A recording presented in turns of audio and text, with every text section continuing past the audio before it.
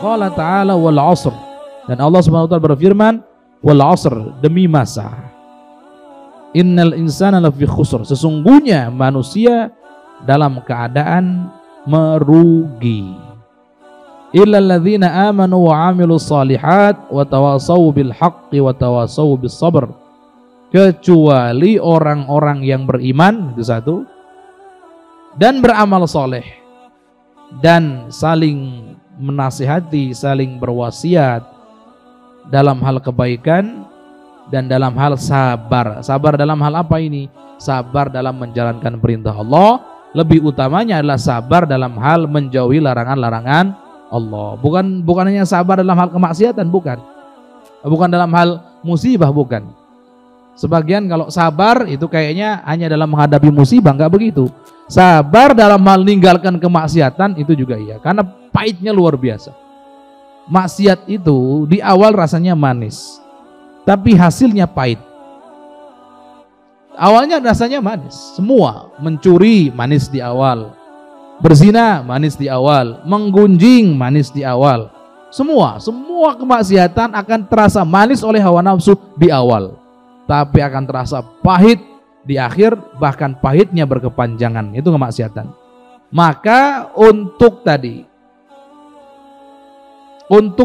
menjauhi yang namanya kemaksiatan, karena sama dengan menjauhi yang manis, berarti kita ngerasa pahit, berat tinggalkan kemaksiatan itu.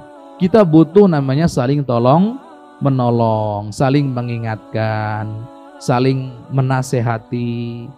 Ya, ini penting sekali. Nah, yang seperti inilah orang-orang yang tidak merugi, punya iman, beramal soleh, kemudian saling mengingatkan dalam hal kebenaran dan dalam hal sabar. Sabar dalam menjalankan perintah Allah, sabar dalam hal menjauhi larangan-larangan Allah. Ingat, maksiat manis di awal, pahit di akhir dan berkepanjangan. Sama dengan meninggalkannya pahit di awal tapi manis di akhir. Maka karena pahit di awal, harus ada di antara kita ini saling menasihati, saling tolong menolong, saling bantu membantu. Persis begini, ada anak kecil sakit, diberikan obat, obatnya pahit. Apa yang dilakukan oleh orang tua?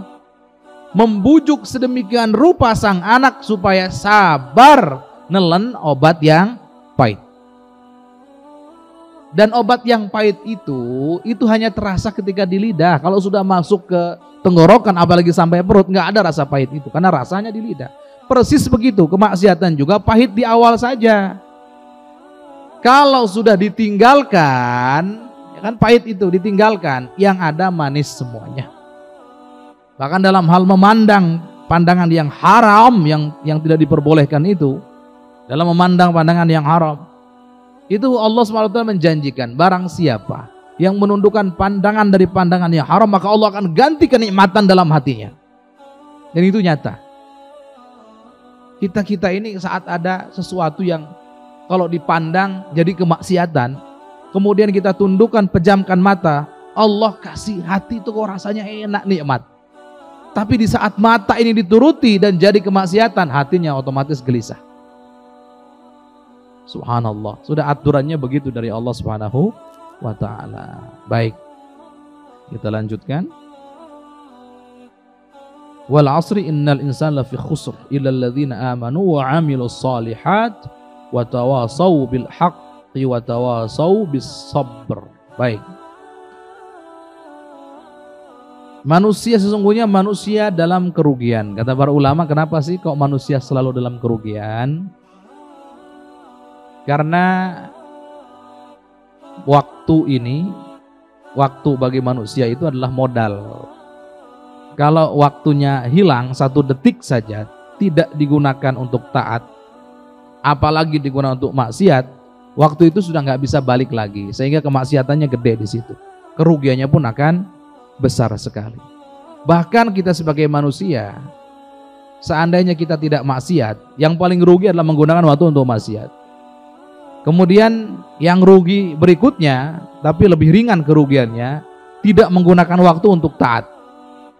Kemudian masih ada rugi lagi untuk sebagian menggunakan waktu untuk taat, tapi ketaatannya bukan yang paling afdol, itu juga rugi juga. Maka dalam keadaan-keadaan ini kita kebanyakan rugi. Coba diperhatikan, kalau kita gunakan waktu untuk maksiat, rugi, besar ruginya. Kalau kita tidak gunakan untuk maksiat, Ustadz, untuk nyantai-nyantai, rugi juga, cuman tidak serugi yang maksiat. Ustadz, kita gunakan untuk ketaatan, masih mungkin akan rugi, karena ada yang lebih baik dan lebih besar pahalanya. Jadi kita ini dalam keadaan rugi selalu. Tapi yang iman, amal soleh terus-terusan, saling menasihati, saling tolong menolong dalam hal kebenaran, dalam hal sabar menjalankan perintah Allah, menjauhi larangan Allah, maka yang seperti ini tidak termasuk golongan yang rugi. Gitu. Dan kita kalau evaluasi muhasabah diri memang gitu faktanya. Waktu kita 1 hari 1 malam 24 jam. Coba dicek, gunakan untuk apa? Alhamdulillah Ustadz, saya tidak maksiat. Nah, bersyukur alhamdulillah. Tapi yang digunakan untuk taat dari 24 jam paling 1 jam Ustadz. Berarti 23 jam kemana larinya?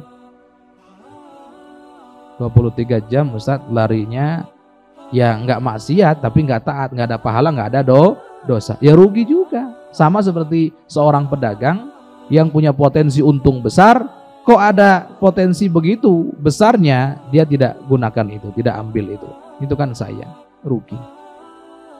Bahkan kalau ditanya, alhamdulillah Ustadz, saya gunakan waktu 24 jam untuk ibadah, baik. Ada nggak ibadah yang lebih afdal daripada ibadah yang kamu lakukan? Ada Ustadz. Nah, berarti tetap rugi. Tetap rugi. Itulah manusia. Itulah manusia. Qala al-Imam Syafi'i rahimahullahu taala kalaman ma'na.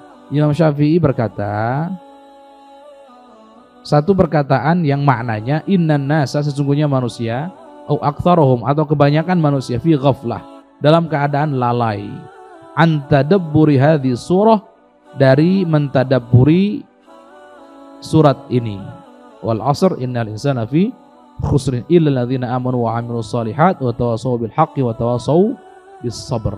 Jadi kebanyakan kita itu lalai. Sudah tahu bahwa kita itu diberikan waktu oleh Allah terbatas. Setiap detik waktu yang Allah berikan untuk kita itu kenikmatan yang tidak terhingga. Karena kenapa kenikmatan tidak terhingga? Kalau digunakan untuk ketaatan, 1 detik itu sudah cukup untuk kita selamat dari neraka jahanam. Selamat dari neraka jahanam dan masuk surganya Allah. Kalau digunakan untuk kemaksiatan, sudah cukup untuk mengantarkan ke neraka jahanam. Na'udzubillahi min dzalik. Nah, di situ tahu kita semuanya mengerti dan mengetahui betapa berharganya waktu.